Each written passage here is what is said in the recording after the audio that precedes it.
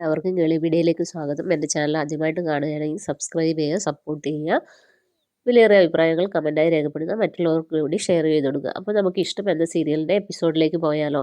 അപ്പോൾ ഇഷ്ടം എന്ന സീരിയൽ തുടങ്ങുന്നതിന് നമ്മുടെ മകേഷ് ഇഷിതയെ വീണ്ടും റൂമിൽ പോയി അന്വേഷിക്കുന്നു. അപ്പോൾ റൂമിലൊന്നും കാണുന്നില്ല. അങ്ങനെ പുറത്ത് പോയി അന്വേഷിക്കാമെന്ന് പറഞ്ഞ് മഹേഷ് പുറത്തേക്ക് ഇറങ്ങുകയാണ്. ആ സമയത്ത് കൈലാസിന് ഒരു ഡൗട്ട് അടിക്കുന്നു.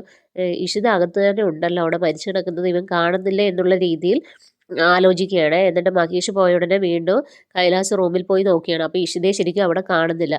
അപ്പോൾ കൈലാസിന് ചെറിയൊരു ടെൻഷൻ ആവുന്നു, ഇഷിത എവിടെ പോയി എന്നുള്ളത്. അപ്പോഴാണ് കൈലാസിന് ഒരു ഫോൺ കോൾ വരുന്നത്. വേറെ ആരുമല്ല, മയൂരി. അപ്പോൾ മയൂരി വിളിച്ചപ്പോൾ ഇവൻ ദേഷ്യപ്പെടുന്നു, നീ എന്തിനാണ് ഇപ്പം എന്നെ വിളിച്ചതെന്നൊക്കെ പറയുന്നു. അപ്പോൾ പറയുന്നു നിന്നെ രക്ഷിക്കാനാണെന്ന് പറയുന്നു.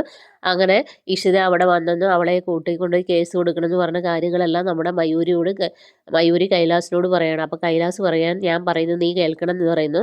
എന്നിട്ട് പറയുന്നു അവിടെ മയക്കുമരുന്നുണ്ട്, അതെടുത്ത് അവളുടെ കാറിനകത്ത് വയ്ക്കണം. അങ്ങനെ പോലീസ് സ്റ്റേഷനിൽ ചെല്ലുമ്പോൾ കാറിൽ മയക്കുമരുന്നുണ്ടെന്ന് പറയണം എന്നൊക്കെ എല്ലാം പറഞ്ഞു ഏൽപ്പിക്കുകയാണ്. പാവം ഇതൊന്നും അറിയാതെ ഇഷിത അവളെയും കൊണ്ട് സ്റ്റേഷനിലേക്ക് പോവുകയാണ്. മഹേഷ് ആണെങ്കിൽ എല്ലായിടത്തും ഇഷിതയെ തപ്പുകയാണ്. പക്ഷേ എവിടെയും കണ്ടു കിട്ടുന്നില്ല. പെട്ടെന്നാണ് മഹേഷിന് ജോർജിൻ്റെ ഫോൺ വരുന്നത്. അപ്പോൾ മഹേഷ് ഓർക്കുന്നു എന്തിനാണ് ഇയാൾ എന്നെ വിളിക്കുന്നത് എന്നോർക്കുകയാണ്. അങ്ങനെ മഹേഷ് ഫോൺ എടുക്കുന്ന സമയത്ത് ജോർജ് പറയുന്നു, നീ നിൻ്റെ ഭാര്യ അന്വേഷിച്ച് നടക്കുമായിരിക്കും അല്ലേ, നിൻ്റെ ഭാര്യ ഇവിടെ ഉണ്ടെന്ന് പറയുന്നു. അപ്പോൾ മഹേഷ് പറയുന്നു എന്തിനാണ് നിങ്ങൾ അവളെ പിടിച്ചതെന്നൊക്കെ ചോദിക്കുന്നു. അപ്പോൾ പറയുന്നു ഇതൊക്കെ ഫോണിലൂടെ പറയേണ്ടതല്ല, ഇതൊക്കെ നാറ്റക്കേസാണ്, നീ നേരിട്ട് വരാൻ പറയുന്നു. അപ്പോൾ അങ്ങനെ ഫോൺ കട്ടാവുന്നു.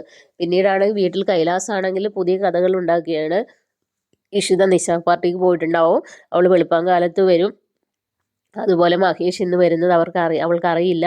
അങ്ങനെ ഇഷിതയെ മൊത്തം കുറ്റം പറഞ്ഞ് അവരെ മാനിപ്പുലേറ്റ് ചെയ്യുകയാണ്. അപ്പം മറ്റുള്ളവരും അത് വിശ്വസിക്കുകയാണ്, സ്വപ്നവല്ലിയും മഞ്ജിമയൊക്കെ. അങ്ങനെ നടക്കുമ്പോഴത്തേനും മഹേഷ് സ്റ്റേഷനിലേക്ക് ചെല്ലുന്നു. സ്റ്റേഷനിൽ ചെല്ലുമ്പോൾ ജോർജിനോട് ചോദിക്കുന്നത് എന്താണെന്ന് ചോദിക്കുന്നു. അപ്പോൾ ജോർജ് പറയുന്നു ഡ്രഗ് കേസിൽ അവളെ പിടിച്ചെന്ന് പറയുന്നു.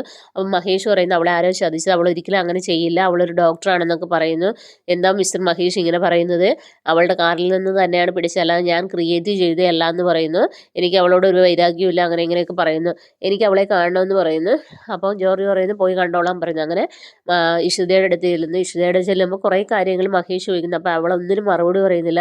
എന്താ ഇഷിത പറ്റിയത്, എന്താ സംഭവിച്ചത്, നീ ഒരു സ്ത്രീയായിട്ടാണല്ലോ ഇവിടെ വന്നതെന്ന് പറയുന്നു, പക്ഷെ എന്താ ശരിക്കും സംഭവിച്ചതെന്ന് പറയാൻ പറയുന്നു. അപ്പോൾ ഇഷിത ഒന്നും മിണ്ടില്ല. അപ്പോൾ ഇഷിത പറയുന്നു സാറ് പറഞ്ഞത് കേട്ടില്ലേ, അപ്പോൾ അതാണോ സത്യം എന്നൊക്കെ ചോദിക്കുന്നു. അപ്പോൾ അവൾ അങ്ങനെ നിൽക്കുന്നു. പെട്ടെന്ന് ജോർജ് അങ്ങോട്ട് വരുന്നു. അപ്പോൾ പറയുന്നത് ഇപ്പം മനസ്സിലായില്ലേ, ഞാൻ ക്രിയേറ്റ് ചെയ്തതല്ല, ഞാൻ പിടിച്ചുകൊണ്ട് വന്നതല്ല, ഇവളെ ഒരു പെണ്ണുമായിട്ട് ഇങ്ങോട്ട് വന്നതാണ്. ആ പെൺകുട്ടിയാണ് പറഞ്ഞത് ഇവളുടെ കാറിൽ മയക്കുമരുന്നുണ്ടെന്ന്, അങ്ങനെയാണ് പിടിച്ചതെന്നൊക്കെ പറയുന്നു. അങ്ങനെ മഹേഷ് വിഷമത്തോടെ പുറത്തിറങ്ങിയിട്ട് നമ്മുടെ വിനോദിനെ വിളിക്കുകയാണ്. വിനോദിനോട് കാര്യങ്ങളൊക്കെ പറയുന്നു. അപ്പം വിനോദ് പറയുന്നു ഏട്ടൻ വീട്ടിലേക്ക് പോയിക്കോളൂ, ഞാൻ വേണ്ട കാര്യങ്ങളൊക്കെ ചെയ്തോളാം എന്ന് പറയുന്നു.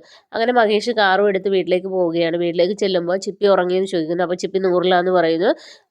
അപ്പോൾ അവർ ചോദിക്കുന്നത് എന്താ മോനെ പറ്റിയെന്നൊക്കെ ചോദിക്കുന്നു. അപ്പോൾ പുറത്ത് പറയാൻ പറ്റില്ല, ഇങ്ങനെ മയക്കുമരുന്ന് കേസിൽ അറസ്റ്റായി എന്ന് പറയുന്നത്. അപ്പോൾ സ്വപ്നവല്ലിയാണെങ്കിൽ ഇത് കേൾക്കേണ്ട താമസം, കുറേ കാര്യങ്ങൾ അവളെ ശരിയല്ല, നിനക്കറിയത്തില്ല, അവളിവിടെ മയക്കുമരുന്ന് കഴിച്ച് അഴിഞ്ഞാടുകയാണ്, അങ്ങനെ ഇങ്ങനെയൊക്കെ പറയുകയാണ്.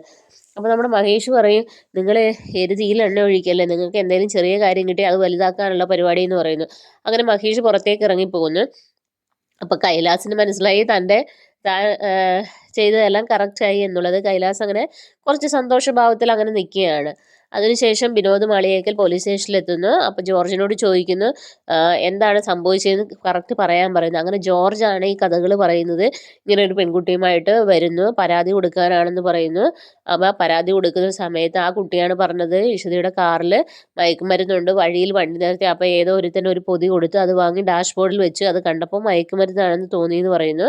പക്ഷേ അപ്പോൾ വനിതാ പോലീസ് ചോദിക്കുന്നു എടി ഇങ്ങനെ കള്ളം പറയല്ലോ ഒരു ഡോക്ടറെ പറ്റി എന്ന് പറയുന്നു. അപ്പോൾ പറയുന്നു ശരിയാ, ഞാനൊരു എൻ്റെ പുറകെ ഒരുത്തൻ നടന്ന് ശല്യം ചെയ്യുന്ന കാര്യം ഡോക്ടറോട് പറഞ്ഞിരുന്നു, അവൻ അത്ര കുഴപ്പക്കാരനൊന്നുമല്ല, അവന് കേസ് കൊടുക്കാൻ വേണ്ടിയാണ് വന്നത്, പക്ഷെ വഴിയിൽ ഇങ്ങനെ കണ്ട ഇവരോട് എങ്ങനെ ഞാൻ നിൽക്കും എന്ന് പറയുന്നു. അപ്പോൾ ഇഷിതയാണ് ഞാകെ ഞെട്ടിത്തെറിച്ചിരിക്കുകയാണ്. അപ്പം ജോർജ് പറയുന്നുണ്ട് നമുക്ക് കാറിൽ പോയി നോക്കാം. അങ്ങനെ കാറിൽ പോയി നോക്കി ഡാഷ്ബോർഡ് തുറക്കുമ്പോഴാണ് ഈ മയക്കുമരുന്ന് കാണുന്നത്. അങ്ങനെ ഇഷിതയെ ലോക്കപ്പിലാക്കുന്നു. ഈ കഥ വിനോദിനോട് പറയുകയാണ്.